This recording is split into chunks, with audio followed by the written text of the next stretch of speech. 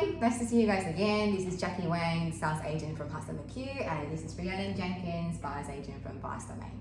Today, we're going to talk about a common question that buyers normally ask: why do I miss out on a property? Rhiannon, as a buyer's agent point of view, what do you think? Why are buyers missing out on a property? It's a good question. It happens very often. Why did I miss out on that property? And it's not necessarily being the underbidder. That's the obvious answer. If you don't have enough money, you're the underbidder. But what are some other reasons why buyers may miss out on property? And the common answer is because they didn't show enough interest to begin with.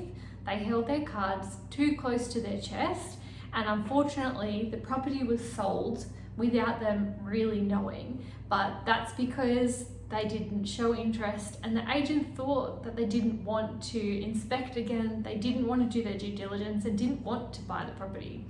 So Jackie, can you tell us about your experience with buyers who are missing out because they didn't show any interest? Yes, okay. As an agent, we meet buyers all the time. So at an open house, you might see like 30, 40 buyers come through one property. And then we do follow-ups. So when we do follow-ups, we tend to identify which are the hot buyers who are really interested in the property, who are not interested, sometimes because of price, sometimes because the property is not suitable for them. So which means like at any price point, they're not interested. So then we really see like who are hot buyers and buy, like whether they request a copy of contract, whether they request the strata report or passive building report, whether their solicitor is reviewing contract for them, whether there's contract amendments sent to them, the solicitors. So these are the key indicators to show us how serious this buyer is or how hot they are. And then if a buyer that comes through an open house does not pick up the phone call, does not return a text message, does not request a copy of contract, does not buy a strata report, does not do anything, then we would have thinking like, okay, they have no interest in it. So for us to know like you are interested in the property, then please, just do such things to be identified. And because before, lots of property it might set as an auction property, but it probably don't really go to auction because a lot of people are trying to make pre-auction offers, and a lot of vendors are open to pre-auction offers. So what we could do is we could make sure like there's no stone unturned. So we check with all interest parties, and this is the situation, what would you like to do? But if you're not on that list, that's where you get missed out. It's very good information and really important for buyers to understand, because sometimes buyers may see an auction date which is 2-3 weeks into the future. So they think, look, I've got 2-3 weeks to prepare and get my due diligence in order. But if they're not speaking with the agent, they don't have the full picture. So what the buyers need to do is call the agent and say, look, I am interested in this property. I need to do my own checks and due diligence. Can you tell me where the campaign is up to? What's happening with the process? Are the vendors open to pre-auction offers? So asking that information, showing that you're interested. You don't have to reveal all of your cards, of course, but then you're flagging to the agent that yes, I am interested, so that you're on their radar if anything does change, because with any property, the status can change. Yeah. And there might be a buyer who absolutely loves the property and has done their due diligence, or it might be an investor who is well versed in the process, does all of their contract reviews, building and pest, strata reviews, anything that they need to do up front, and then they're in the ready position to make the offer. And if you are on the back foot and you haven't done any of your checks, you are likely going to miss out, because it is a timing game as well. Yeah, so we'd love to go to auction, don't get us wrong. Like if we can take a property to auction, we'd love to go to auction because it's transparent, there's nothing to hide, and we don't have to have like those hard talks with buyers.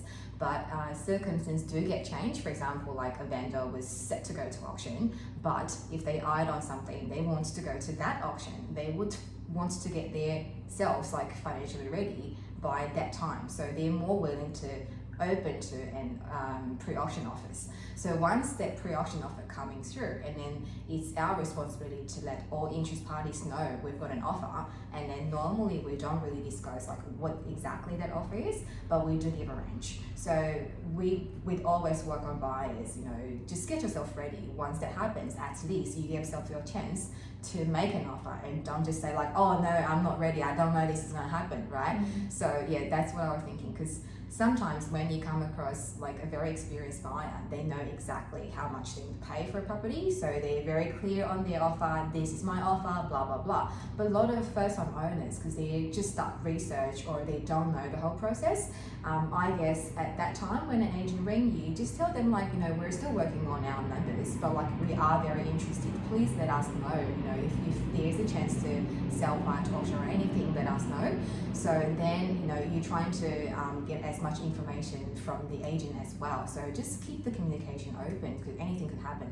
Yes, very good tips. And I think sometimes buyers, it is a very emotional process and it's a huge life decision that they're undertaking. And sometimes you can have a bit of tunnel vision that you're the only one that's going through that process. But behind the scenes, you might have 50, even 100 buyers come through open homes. How could you possibly remember every single one? But you're definitely going to remember the ones who request contract changes because it's there in your system. Yeah. And the ones who chat to you and ask you questions, you're going to remember them and keep them up to date. So I think buyers don't need to be scared of talking to agents and asking questions. It's all about you having more open communication, because at the end of the day, you're there to sell, the buyer's there to purchase property that's right for them. Just be straight and be transparent. And I think the very powerful question to ask the agent is like, yes, we're getting ourselves sorted out, like we're getting ourselves ready for the auction, but in the meantime, if there's anything coming through or is any update of the property, please keep us in a loop. At least you make sure you only miss out a property on price, not on any other reasons. That's a really good tip to end on. Thank you so much, Jackie, for your time, and we'll be back with you again for our next installment. Thank you. Bye. Bye-bye.